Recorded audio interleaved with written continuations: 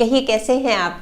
Anxiety से deal कैसे करें? एंग्जाइटी, देखिए मुझे लगता है कि डील करने से पहले कि किस तरह से डील करें ये जानना ज़्यादा ज़रूरी है कि एंग्जाइटी है क्या। बहुत ही ज़्यादा नॉर्मल फीलिंग है, नेचुरल फीलिंग है एंग्जाइटी, और लगभग ये हम सभी को होती है। हाँ, किसी को कम, किसी को ज़्यादा, ये बिल्कुल नॉर्मल होती है। मतलब एक तरह से हमारी ज़िंदगी का एक हिस्सा है, पार्ट ऑफ लाइफ है इस तरह की एंग्जाइटी होना। क्या क्या होता है देखिए, मैं आपको कुछ एक एग्जांपल देती हूँ। जैसे कि डर है, किसी को अंधेरे से डर लगता है, किसी को अकेलेपन से डर लगता है, किसी को लिफ्ट पे जाने से डर लगता है, किसी को डॉगी से डर लगता है। मतलब अलग अलग होते हैं ना। फिर वरीज हो गई, चिंता हो गई, चिंता जैसे जॉब की हो गई या मेरा बिजनेस बनना हो जाए, इस तरह की चिंता। या फिर एप्रीहेंशंस, पहले से ही सोच लेना जैसे दूसरे देश में तूफान आ रहा है तो हमारे देश में ना आ जाए, हमारे देश में ना आ जाए, हमारे यहाँ पे ना आ जाए, दूसरे जिले में बीमारी फैली हुई है तो हमारे में ना हो जाए, यहाँ हो गई तो क्या होगा, मतलब मैं बीमार हो गई तो क्या होगा। इस तरह की जो एप्रीहेंशंस होती है ना, जो चीज हुई नहीं है उसके बारे में सोच सोच के परेशान होना, इसको बोलते हैं एंग्जाइटी। ये ना दो तरीके से अटैक करती है हमारे ऊपर। जैसे एक तो इमोशनली में हम बहुत गुस्सा हो जाएंगे, इरिटेट हो जाएंगे, चिड़चिड़े से रहेंगे और नेगेटिव थॉट्स आने शुरू हो जाएंगे। मतलब सोचते रहेंगे नेगेटिव नेगेटिव नेगेटिव। और दूसरा शारीरिक तौर से जैसे होता है ना, फिजिकली, वो कैसे कि जैसे ना हमारी हार्ट बीट बढ़ जाएगी, दिल में धड़कन बढ़ जाएगी, पसीना आना शुरू हो जाएगा। मतलब हमें समझ नहीं आएगा, जैसे हाथ पांव कांपने शुरू हो जाते हैं ना, वैसा शुरू हो जाएगा। और कई बार तो ये भी देखा जाता है जैसे हॉल से उठ जाती है, एकदम से कोई बात हुई, एकदम से पेट में दर्द हुआ और लगता है कि जैसे एक बार टॉयलेट जाना पड़ेगा। मतलब इस तरह की जो फीलिंग्स होती है ना, इस तरह से ये हमें अटैक करती है। ये फीलिंग बार बार इसलिए आती है कि हम इससे डील नहीं करते, मतलब हम इससे दूर भागते हैं। जब ये होती है तो हम थोड़ा सा इसको अवॉइड करते हैं, इससे दूर भागते हैं, तो ये हम पे हावी होती जाती है। इसलिए बहुत ज़रूरी है डील करना इससे, हमें डील करना आना इससे। तो आज मैं इसी बारे में कुछ बातें बता रही हूँ और मुझे लगता है कि आप सबके लिए जानना बहुत ज़रूरी है, क्योंकि किसी ना किसी वे में कहीं ना कहीं हमें डर भी होता है, हम चिंता भी करते हैं और एप्रीहेंशंस भी होती हैं। इसलिए तो मैं शुरू करती हूँ। सबसे पहले तो ये करना है, देखिए जब भी हमें लगे ना कि इस तरह की फीलिंग हमें हो रही है, तो जो भी काम कर रहे हैं ABC, जो भी आप काम कर रहे हैं, एक बार उसको छोड़ के ना आप एक जगह अलग से बैठ जाइए और लंबे लंबे सांस, लंबे गहरे सांस लेने हैं कुछ देर।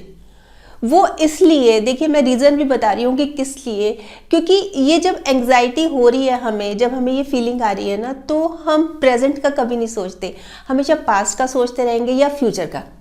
आप सोचिए ज़रा, आप ध्यान लगाइए कि जब आप चिंता करते हैं तो क्या वो पास्ट की होती है, क्या वो फ्यूचर की होती है, प्रेजेंट में नहीं रहते। और ये जो सांस की मैं बात कर रही हूँ ना कि लेना है, ये अगर हम इस पे ध्यान लगाएंगे तो इसका मतलब ये हमें मदद करेगी कि हम प्रेजेंट में रहें, जो कि बहुत ज़्यादा ज़रूरी है। प्रेजेंट में रहना बहुत ज़्यादा ज़रूरी है। तो सबसे पहले तो ये करना है। फिर दूसरी बात ये कि ये देखना है कि क्या चीज़ हमें बॉदर कर रही है, ऐसी क्या बात है, मतलब खुद से बात करनी है। ऐसी क्या बात है जिसकी वजह से हम दुखी हो रहे हैं, इतना परेशान हो रहे हैं। अगर हमें अपने आप से बात करनी है, अगर हमें ये लग रहा है कि हमें समझ नहीं आ रहा, तो हम अपने फैमिली में या फ्रेंड सर्कल से भी बात कर सकते हैं कि ऐसी ऐसी मुझे फीलिंग हो रही है। इसमें कोई हेजिटेशन नहीं होनी चाहिए, आराम से खुल के बात करनी है, पर ये जानने की कोशिश करनी है कि ये हो क्या रहा है और इसका वर्स्ट क्या होगा। मतलब स्टार्टिंग कहाँ से हुई, मतलब क्या बात से मैं बहुत ज़्यादा परेशान हो जाती हूँ, मुझे डर लगता है, या फिर इसका वर्स्ट क्या होगा। ये जो फीलिंग आ रही है, इसको सोच के इसका वर्स्ट क्या होगा। जैसे एक आदमी है, वो ये सोच रहा है कि मेरी जॉब चली जाएगी, मतलब ये वर्स्ट सोच लिया उसने कि मेरी जॉब चली जाएगी। इस तरह की जो हम सिचुएशन कर रहे हैं, ये आप बेशक लिख भी सकते हैं। मतलब कई बार होता है ना कि हमें ध्यान नहीं रहता है, पेपर पेन लेके आराम से बैठ के एक बार लिख लीजिए, क्योंकि ये इसकी जड़ तक पहुंचना ना, ये सबसे ज़्यादा ज़रूरी है। हम जड़ तक ही नहीं जाएंगे, ऊपर ऊपर रहेंगे, फिर समझ ही नहीं आएगा, मतलब हम इसको दूर ही नहीं कर पाएंगे, इससे डील ही नहीं कर पाएंगे। अब आता है तीसरा पॉइंट, फोकस इस बात पर रखना है जो हम चेंज कर सकते हैं। देखिए कुछ चीज़ें तो हमारे हाथ में नहीं होती, हम चेंज नहीं कर सकते, कुछ चीज़ें हम चेंज कर सकते हैं। जैसे कि मैं आपको एग्जांपल देती हूँ कि एक आदमी है, उसको ये डर लग रहा है कि मेरी जॉब ना चली जाए। मतलब ये जो सिचुएशन आज की बन रही है, जैसे मान लीजिए कोरोना करके ही मेरी जॉब ना चली जाए, मतलब सब बिजनेस बंद हो रहे हैं, मेरी जॉब ना चली जाए। तो अब वो सोच रहा है फ्यूचर का, मतलब फ्यूचर की टेंशन है उसको। तो अभी का सोचे वो, अगर वो ये सोचे कि चलो फिलहाल तो है मेरे पास जॉब, और अगर ये जो सोच है उसकी रीजनेबल है, उसकी जो वरी है वो रीजनेबल है, फिर उसको प्रोएक्टिव हो जाना चाहिए। यानी कि उसको ये लग रहा है, अगर 1% भी डाउट है ना कि मेरी नौकरी जा सकती है, फिर वो और देखनी शुरू करते हैं। या फिर ये सोच है कि कहीं मैं बीमार ना हो जाऊं, मतलब डर लग रहा है कि जैसे कोरोना ही है कि हर जगह हो रहा है, इतने इतने लाख पेशेंट हो रहे हैं, कहीं मैं भी ना हो जाऊं। तो वो सोचने की बजाय क्यों नहीं हम ध्यान रखते, अपना प्रिकॉशंस लेते हैं। जैसे जो गाइडलाइंस हैं कि बाहर नहीं निकलना, बाहर निकलना है तो मास्क लेना है, बार बार हाथ धोने, इस तरह की प्रिकॉशन लेंगे तो थोड़ा ना होगा। और चलिए मान ही लीजिए कि वर्स्ट ही सोच रहे हैं आप कि हमें हो ही ना जाए, कोरोना है ये हमें हो ही ना जाए। तो चलो मान लो कि हो भी जाता है तो क्या हो गया, कम से कम हॉस्पिटल में रहेंगे। ये जो दूसरे हमारे घर में हैं, फैमिली मेंबर्स हैं, जो हमारा फ्रेंड सर्कल है, कम से कम हम उनको तो इन्फेक्ट नहीं कर रहे हैं, हम हॉस्पिटल में जाके रह रहे हैं, हम ठीक तो होके आ जाएंगे 15 दिन बाद। देखिए बहुत छोटी सी लाइफ होती है और इसमें चेंजेस मतलब ऐसे आ जाते हैं एकदम से, चुटकी बजाते ही पता ही नहीं लगता। आप ये देखिए 6 महीने पहले क्या आपने कोरोना का नाम सुना था? आज तो बच्चा बच्चा इस नाम को जानता है, सुना ही नहीं था हमने नाम कि क्या चीज है, अजीब सा नाम था। और आज देख लीजिए, तो ये चेंजेस ही है ना। अब आता है 4th पॉइंट, जो बातें हमें प्रोवोक करती हैं, हमारी एंजाइटी को बढ़ाती हैं, वो नहीं करनी, बल्कि वो करनी है जो हमारी एंजाइटी को नहीं बढ़ाती। जैसे कि मान लीजिए कि टीवी है, टीवी पे न्यूज़ है, न्यूज़ देखकर घबराहट सी हो रही कि क्या होगा। मान लीजिए किसी दूसरे देश में तूफान आ रहा है, भाई हमारे देश में आ गया, इतनी तबाही वहां हुई है, यहाँ हो गई तो क्या होगा। एक तरह से इस तरह का थॉट आ रहा है मन में, तो टीवी को बंद कर दीजिए, मतलब उस तरफ से ध्यान हटा लीजिए। जैसे मान लीजिए मेरी कोई फ्रेंड है, वो जब भी उसका फोन आता है, जब भी वो बात करती है, हमेशा ही नेगेटिव, हमेशा ही रोना रोना रोना, इस तरह की बातें करती है। तो मैं क्या करूं कि मैं जब भी उसका फोन आता है, या तो 1-2 मिनट हेलो हाय करके कि मैं बिजी हूं, मैं बाद में बात करती हूं, उसको मैं अवॉइड करूं। तो ऐसे में हमें करना क्या है कि उस तरफ से तो हमें ध्यान हटा लेना है, मतलब उस तरफ ज्यादा इन्वॉल्व नहीं होना जो कि चीजें हमें प्रोवोक कर रही हैं। हमने करना क्या है, हमें जो अच्छा लगता है, जिसको करने से हमारे चेहरे पे स्माइल आती है, मतलब हमें खुशी मिल रही है। जैसे कुछ लोग होते हैं उनको म्यूजिक सुनना अच्छा लगता है, कुछ लोग होते हैं उनको सोना अच्छा लगता है कि चलो सो जाते हैं, कुछ लोग होता है वॉक पे जाना, मेडिटेशन करना, गार्डनिंग करना, या जैसे एक लेडी है उसको लग रहा है कि चलो मैं घर की थोड़ी सी सफाई कर लूँ, किचन गंदी हो रही है, रूम गंदा हो रहा है, चलो अलमारी गंदी हो रही है, मतलब कुछ भी ऐसा कि एक बार वहां से तो ध्यान हटे। तो ये चीज बहुत ज्यादा जरूरी है कि हम करें। अच्छा कई लोग तो जैसे धूप बत्ती कर लेते हैं, जैसे चलो मंदिर में बैठ गए, वो एक तरह की मेडिटेशन ही होती है कि चलो ध्यान लगा लिया भगवान की तरफ, या किताब पढ़ ली, कोई भी मंदिर में कोई पूजा की, कोई अच्छी सी भक्ति वाली कोई किताब पढ़ ली, उससे अटेंशन डाइवर्ट होती है। इस तरह की चीजें करनी है जो करनी हमें अच्छी लगती है। अब आता है 5th पॉइंट, पेशेंस रखनी है, बहुत ज़्यादा ज़रूरी है। मतलब हमने इस पे काम करना शुरू कर दिया तो ये नहीं है कि एक ही दिन में हमें लगे कि भाई रातों रात हो जाएगा, सब कुछ चेंज आ जाएगा और हम ठीक हो जाएंगे। नहीं, इस चीज़ में समय लगता है, रातों रात नहीं होगा। हाँ, अगर हम लगातार काम करते रहेंगे तो जल्दी ठीक हो जाएगा, हम बहुत जल्दी ठीक हो सकते हैं। पर क्या ज़रूरी है उसके लिए? पेशेंस। अब आता है 6th पॉइंट, खुद के पेरेंट बन जाना है। देखिए जैसे पेरेंट्स बच्चों की केयर करते हैं ना, उसी तरह से हमने खुद की करनी है। कैसे? पेरेंट बन के, मतलब वो बहुत ज़्यादा केयर करते हैं, बहुत ज़्यादा ध्यान रखते हैं, ऐसे ही हमें अपना ध्यान रखना है। और हमें ना दूसरे के ऊपर डिपेंडेंट नहीं रहना, हमें थोड़ा सा कॉन्फिडेंस अपना बढ़ाना है। हर बारी हम मतलब डिपेंडेंट रहते हैं, उसकी वजह से भी ये बहुत फर्क पड़ता है कि हम कुछ कर नहीं पाते, और डर और चिंता और हमारी जो सोच है वो और ज़्यादा गहरी होती जाती है। मैं आपको एक छोटा सा एग्जाम्पल देती हूँ, आपको बिल्कुल क्लियर हो जाएगा कि जैसे एक कपल है, एक लेडी है और वो घर पे है और उसको मार्केट तक जाना है, घर के बाहर ही समझ लीजिए मार्केट है, दुकानें हैं। तो वो जा रही है, सामने एक डॉगी आ जाता है, वो तुरंत भाग के घर आ जाती है क्योंकि उसको डर लगता है, उसको डॉगी से डर लगता है। अब वो हस्बैंड है घर पे, तो वो हस्बैंड को साथ लेके आएगी, हस्बैंड डॉगी को खुश खुश करेंगे और वो चली जाएगी मार्केट। अब हस्बैंड भी नहीं है घर पे, अब वो क्या करे?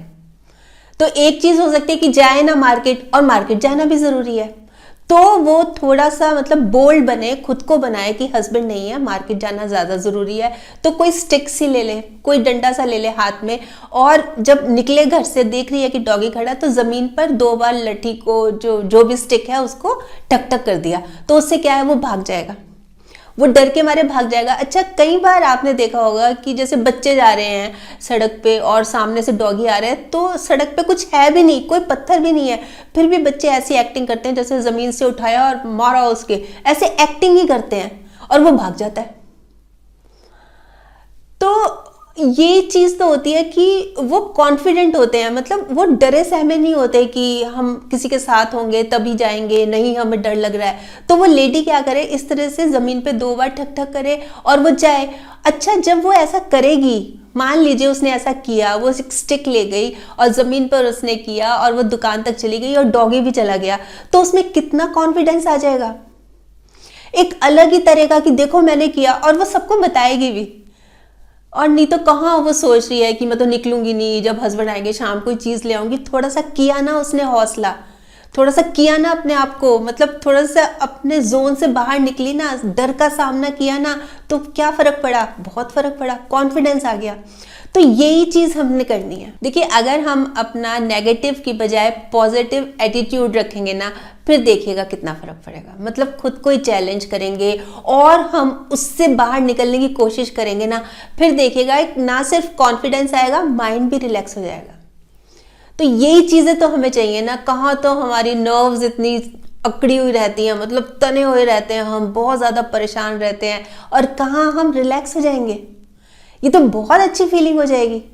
तो इसलिए बहुत ज़्यादा ज़रूरी है कि हम इस तरह से करें अपने साथ। अच्छा, अब आता है नेक्स्ट पॉइंट। 7th पॉइंट ये कि हमें अपनी हेल्दी रूटीन बनानी है।